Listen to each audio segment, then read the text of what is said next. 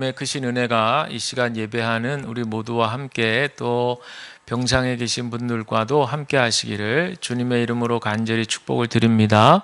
오늘도 전우자와 바라보시면서 예수님 사랑으로 축복합니다. 우리 인사하겠습니다. 예수님 사랑으로 축복합니다. 아멘.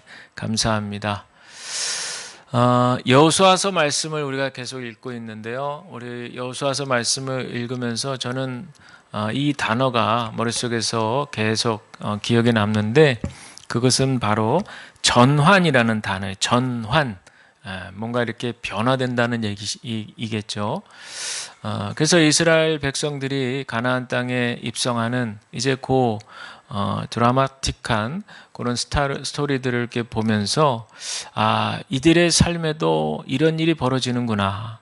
오랜 시간 그렇게 애굽에서 노예 생활했던 때, 또 하나님께서 모세를 통해서 이끌어내시고 또 광야에서 또 한 40년 그렇게 생활했던 때, 이렇게 우리는 이제 역사가 지나갔으니까 지나간 후에 그 역사들을 한번 이렇게 되짚어서 생각을 해보면 이런 변화, 이런 전환들이 그 당시 이스라엘 백성들에게 어디 예상이라 할 수 있었던 것들일까? 이제 이런 생각을 해봅니다.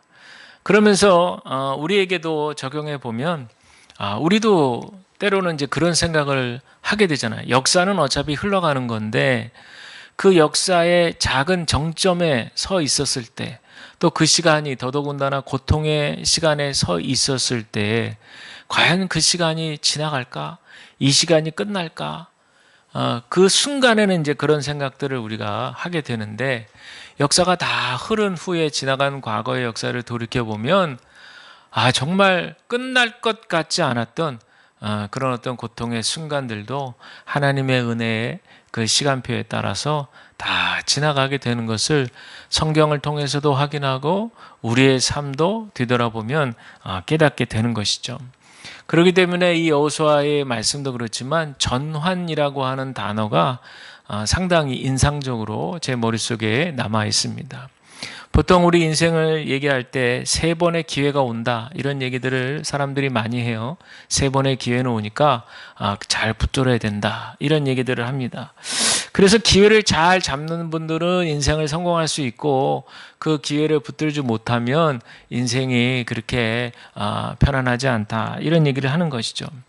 자, 여러분들은 어떠세요? 여러분들은 인생을 살아오시면서 그 3번의 기회를 잘 붙드셔서 여기까지 오셨는지, 아니면 그 기회들을 놓치고 그리고 이 자리에 오셨는지 한번 여러분 생각을 해보시면 좋겠습니다. 그런데 저는 여기서 이 전환, 기회라고 하는 것의 기준이 무엇일까?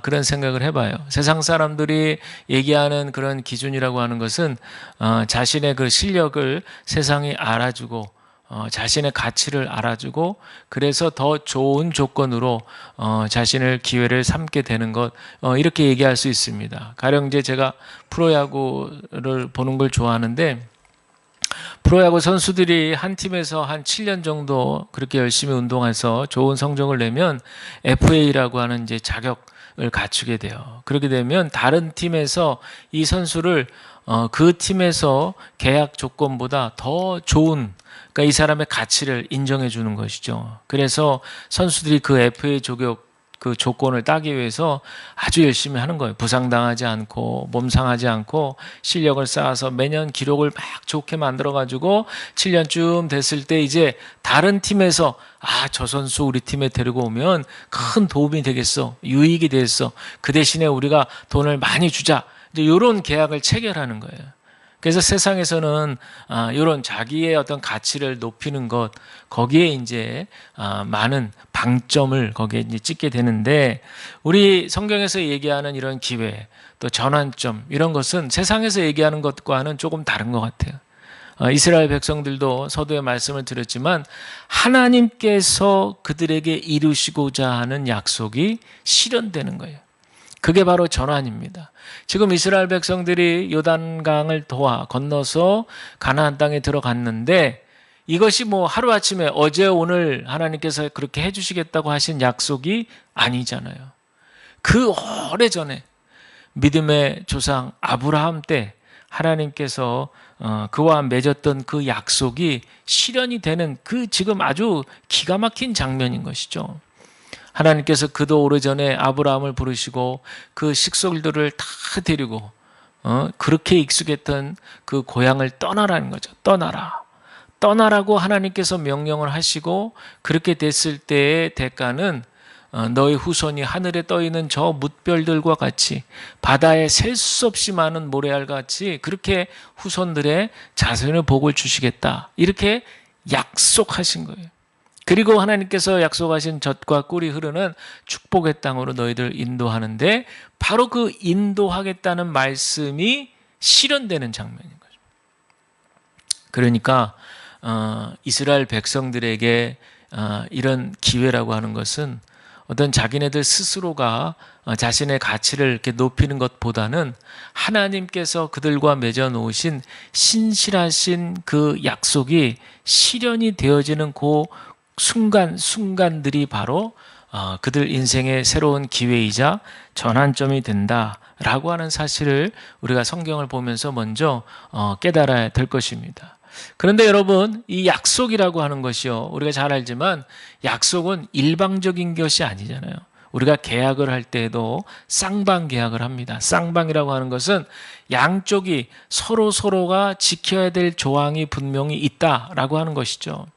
하나님께서 아브라함을 불러서 처음에 약속을 하셨을 때 그 하나님의 신실함을 실현하시기 위해서 아브라함이 쌍방으로 신뢰관계를 하나님과 맺기 위해서 행해야 될 것은 뭐냐면 이 고향 땅에서 떠나라는 거예요. 떠나라.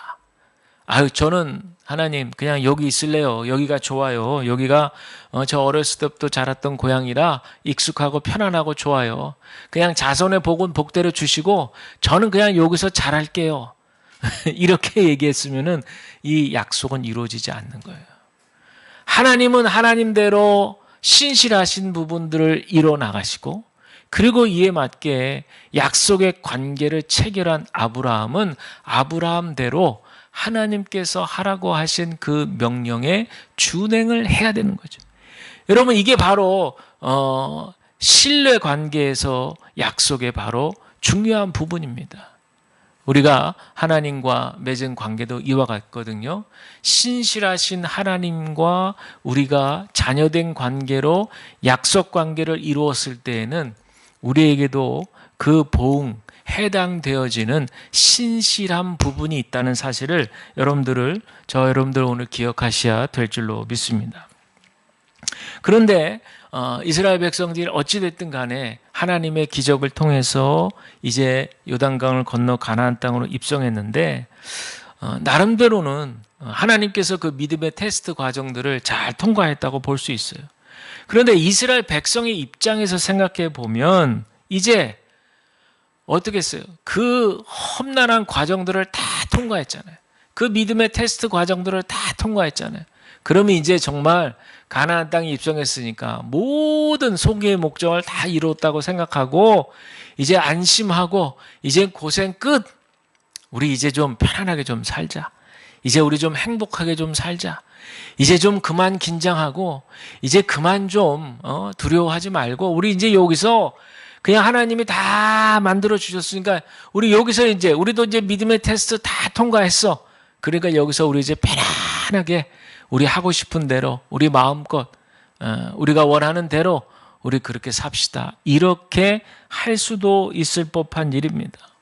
더더군다나 지금 가나안 땅에 살고 있는 거민들은 하나님께서 그렇게 요단강을 가르신 그 옛날에 홍해를 가르신 그 소문부터 시작해서 그 고대 사회에서 물을 다스리고 물을 관장하는 이 어마어마한 신, 그 신을 믿는 그 사람들이 지금 우리 곁으로 온다. 벌써 그 섬에 그 사람들은 마음이 벌써 녹아버리고 말이죠. 정신이 아득한 상황이에요. 그러니까 타이밍으로 봤을 때도 지금 이스라엘 백성들이 가나안 땅에 정착하는 것은 문제가 되지 않는다. 그냥 가서 탁 건드리면 그냥 그 사람들은 다 그냥 쓰러지는 거예요, 지금 상황이. 그런데 오늘 말씀을 보시니까 어떻습니까? 너무나도 편안해져야 될 것 같고 너무나도 이제는 더 이상 조건이 없을 것 같고 더 이상 뭘 해야 될 것이 없을 것 같은데 오늘 말씀을 보니까 하나님은 유월절기를 지키라 이렇게 명하시는 거예요. 이미 요 전에 12돌로 기념비를 다 세웠잖아요. 그 지난주에도 말씀드렸지만 하나님의 놀라우신 역사하심을 이제 자녀 후손 대대로 전할 수 있도록 모든 명분들을 다 만들어 놨잖아요. 얼마나 잘했어요. 할 걸 다 했습니다. 그런데 이젠 좀 편안하게 두 다리 좀 쭉 뻗고 그러고 편안하게 하고 싶은 대로 하면서 살고 싶은데 유월절기를 지키라는 거예요. 그래서 길갈에다가 진을 치고 그달 14일 저녁부터 유월절기를 지키고 그 다음날 누룩 없는 빵과 볶음국식을 먹어라 이렇게 얘기하시는 거죠. 유월절기는 우리가 잘 아시는 대로 패스오버라고 하잖아요. 넘어간다 이런 뜻이죠. 출애굽했던 당시 하나님께서 10가지 기적 재앙을 다 일으키시면서 마지막에 이제 어린 양의 피를 문설주와 임방에다가 바른 집 곧 이스라엘 백성들이 살고 있는 그 집은 살려두시고 그렇지 않는 애굽의 모든 집들은 다 이제 멸하시는 이제 그 마지막에 아주 엄청난 공포스러운 그런 어떤 심판인데 그러면서 하나님께서 그들을 이제 애굽에서 끌어내신 것을 기념하는 절기가 바로 이제 유월절기거든요. 그래서 그때 금세 짐을 싸가지고 이제 나와야 되기 때문에 누룩 있는 빵을 먹으면은 빵을 먹을 수가 없죠. 속히 짐을 싸고 나와야 되기 때문에 얼른 요기를 그렇게 하고 그리고 나서 이제 나와야 되는 상황이기 때문에 그것을 기념해서 계속적으로 유월절기에는 이렇게 누룩 없는 빵과 볶은 곡식을 먹게 됩니다. 그런데 왜 제가 드리고 싶은 질문은 그거예요. 왜 이 타이밍에 하나님은 이런 일을 하게 하셨나라는 거예요. 굳이 지금 이 타이밍에 굳이 이런 일을 꼭 하게 하셨는가? 하나님은 이스라엘 백성들에게 한결같이 원하시는 마음이 있어요. 그건 뭐냐? 나와 너와의 관계가 어떤 관계인지를 너희들은 분명히 알라는 거예요. 너희들과 나와의 관계는 언약의 백성이고 언약의 관계이고 하나님과 그들과의 관계의 신뢰 속에서 그들은 그 언약의 백성답게 거룩한 백성답게 신실한 하나님을 따라서 신실한 백성답게 살아야 된다 그 얘기예요. 근데 이제 이렇게 답게를 자꾸 얘기하니까 율법적으로 들릴 수도 있고요. 도덕적으로 들릴 수도 있고 이거는 해야 될 것 같고 이건 안 해야 될 것 같고 우리가 이제 그렇게 들을 수 있거든요. 근데 제가 드리는 이 관점은 그런 것이 아니고 철저하게 관계적인 측면에서 얘기하는 거예요. 성경에서 하나님은 구약에서 신약으로 넘어오고 지금까지도 하나님께서는 끊임없이 우리에게도 말씀하시는 것이 사랑과 신뢰의 관계를 말씀하시는 거지 율법과 의무의 관계를 먼저 얘기하시는 것이 아니에요. 율법은 우리가 하나님께로 가기 위해서 예수님께로 가기 위해서 우리를 손잡고 이렇게 총총총총 어린애를 총총총총 걸음걸이 하면서 갈 수 있도록 도와주는 옛날 성경에는 뭐라고 되어 있냐면 몽학선생이라고 되어 있어요. 몽학선생. 그죠? 그러니까 우리를 이렇게 참 진리로 이끌어 주시는 인도해 주시는 그런 발걸음인 거예요. 그러나 이제 진짜 앞에 섰을 때에는 우리가 예수님 앞에 진짜 앞에 섰을 때는 자 이제 다 왔어. 이제 네가 가 하고 손을 놔주는 거예요. 율법은 거기까지. 그래서 율법을 통해서 우리가 아이고 이거 죄구나 죄도 인식하게 해주고 거룩이 뭔지도 깨닫게 해주고 경건이 뭔지도 알게 해주고 이렇게 인식할 수 있도록 도와주는 것이 그게 바로 율법의 역할이고 기능이에요. 그런데 왜 구약시대 때 이 율법이 문제가 되었어요? 율법이 전도가 된 거죠. 진짜는 이제 신약시대 때 예수님이 오셨는데 예수님이 오셨음에도 불구하고 율법이 예수님보다 더 위에서 주인 노릇하려고 그러니까 그래서 예수님께서 내가 바로 아버지가 보낸 나인데 하나님의 아들로서 곧 하나님으로서 이 땅을 구원할 메시아로서의 그 자신의 정체성을 세상 많은 사람들에게 알리게 된 거죠. 결국에 여러분들 제가 드리고 싶은 이 구약의 말씀을 통해서도 그렇지만 끊임없이 하나님은 이스라엘 백성들에게 우리들에게도 말씀하시는 것이 나와의 살아있는 친밀한 신뢰적인 그런 관계를 이어갈 수 있겠느냐. 그 얘기를 성경은 계속적으로 하고 있습니다. 그런데 지금 굳이 이 타이밍에 유월절을 지켜야 되고 유월절 음식을 먹으려면 할례를 받아야 돼요. 그런데 우리가 잘 아는 대로 광야에서 부모 세대들이 다 죽었잖아요. 그분들은 할례를 다 받았던 분들인데 그분들이 다 죽었어요. 그리고 그 후손들, 그 자녀들, 광야에서 태어난 자손들 중에 길을 지나가면서는 할례를 행할 수 없기 때문에 통과했던 사람들이 지금 맞닥뜨리게 되는 거죠. 하나님은 그것을 잊어버리지 않고 계시고 다 정확하게 기억하고 계시기 때문에 그 자손들 부싯돌로 남자의 성기 표피를 자르는 이 할례 의식을 행하라 라고 하는 거예요.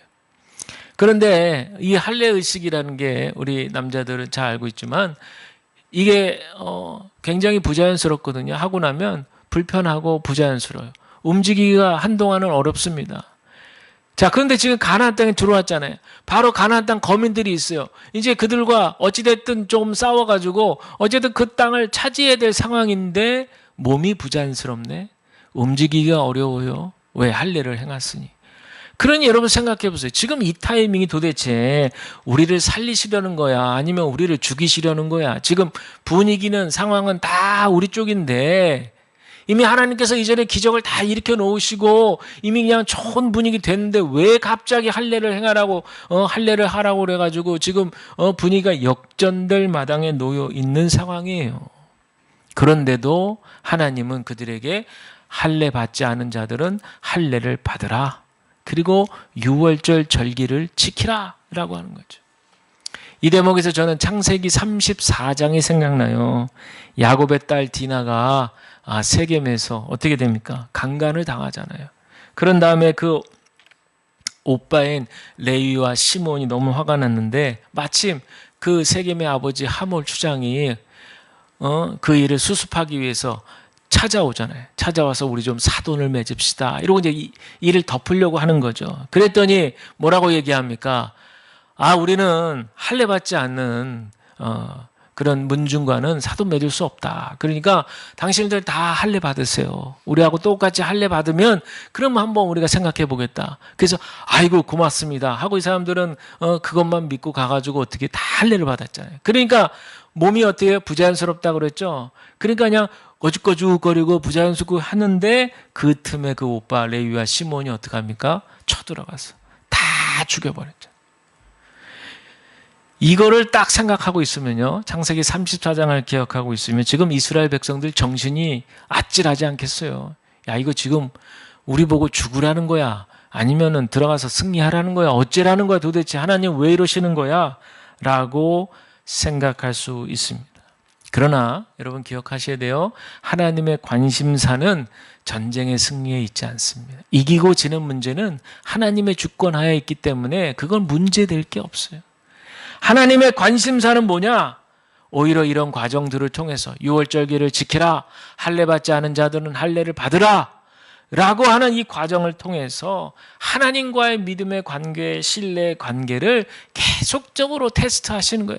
지금 하나님, 우리가 지금 할례 받을 타이밍인가요? 지금 빨리 더 할 게 있는데 우리 인간의 생각은 그런데 하나님이 먼저 요구하시는 것에 부응할 수 있겠느냐?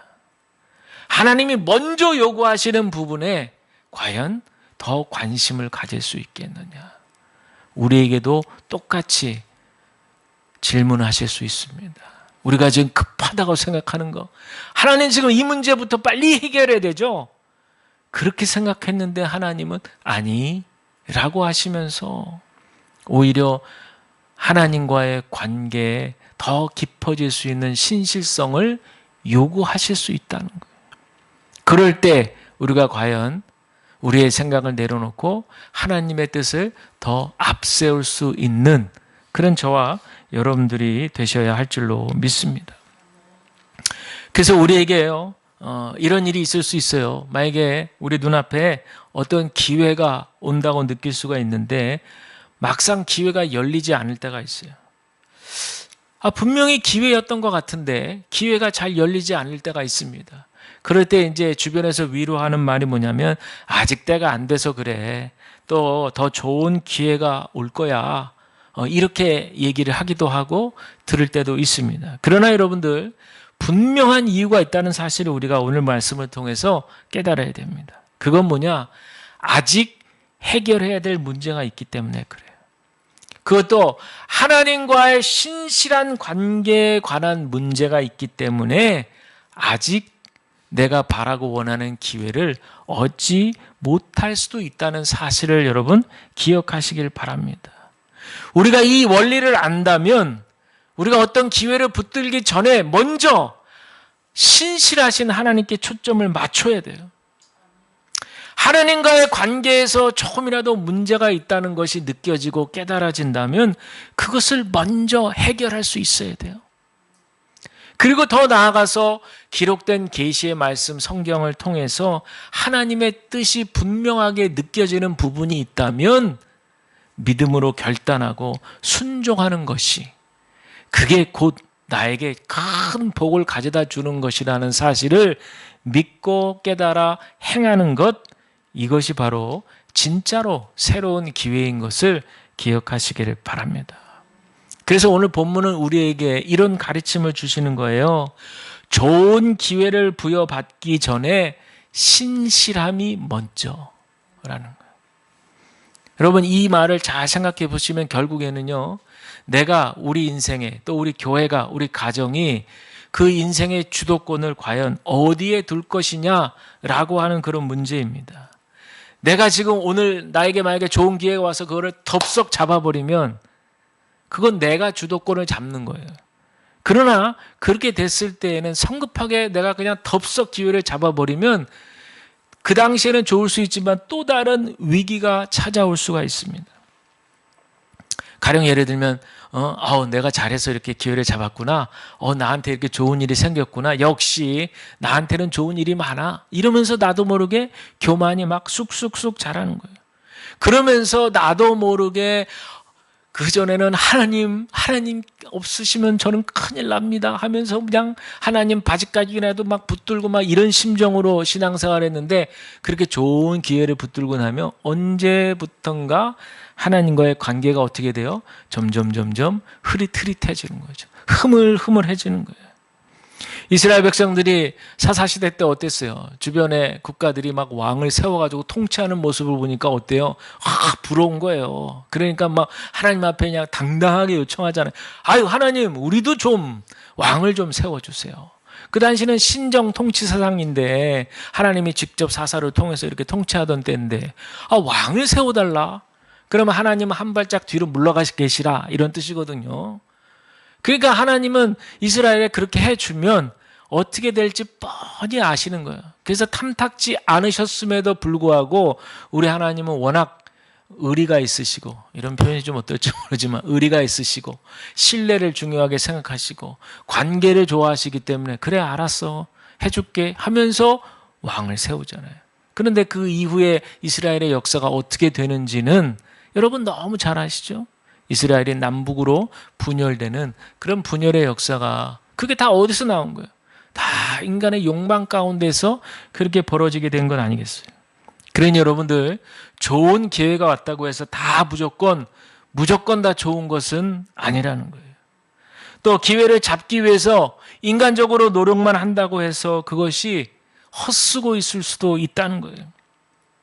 모든 인생의 기회는 하나님께서 그 문을 열어주셔야 될 줄로 믿습니다.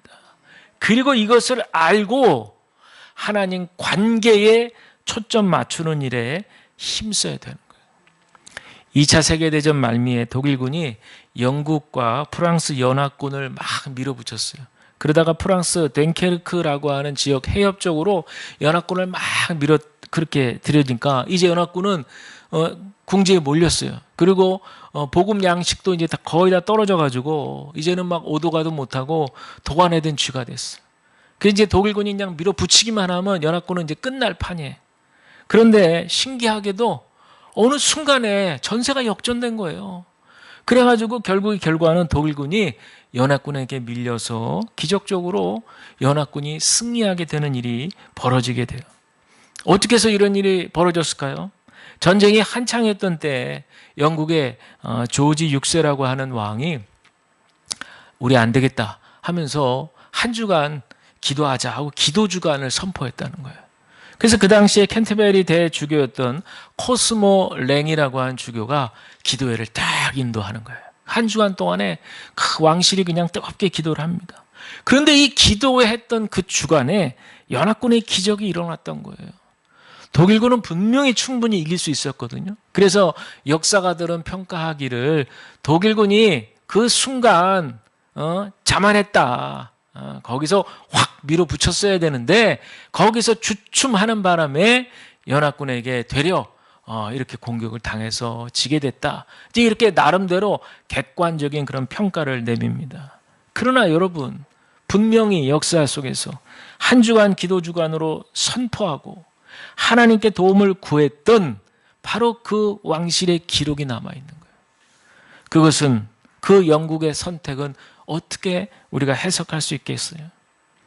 우리도 마찬가지예요, 여러분. 기회가 아무리 좋아서 그 순간을 손으로 딱 잡는 것으로 하나님을 잊어버리고 하나님의 관계를 소홀히 한다면 우리는 그 기회를, 그 순간을 잡을 수 없습니다.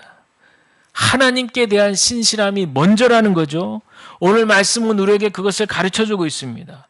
우리 앞에 기회가 분명함에도 불구하고 하나님과의 관계의 신실성이 더 먼저라는 사실을 우리에게 알라는 것이에요. 그렇다면 이 신실함이 우선이라는 명제를 우리 삶에 적용한다면 어떻게 할 수 있을까요? 그것은 바로 하나님께서 나에게 원하시는 게 무엇인가를 깨닫는 게 중요합니다. 이 무엇인가를 깨닫는 것은 큰 덩어리가 있고 작은 덩어리가 있어요. 이게 무슨 뜻이냐면 그냥 그 건건별로 하나님의 마음을 알 수도 있지만 대략적으로 전체적으로 내 인생에 하나님께서 원하시는 큰 뜻이 있어요.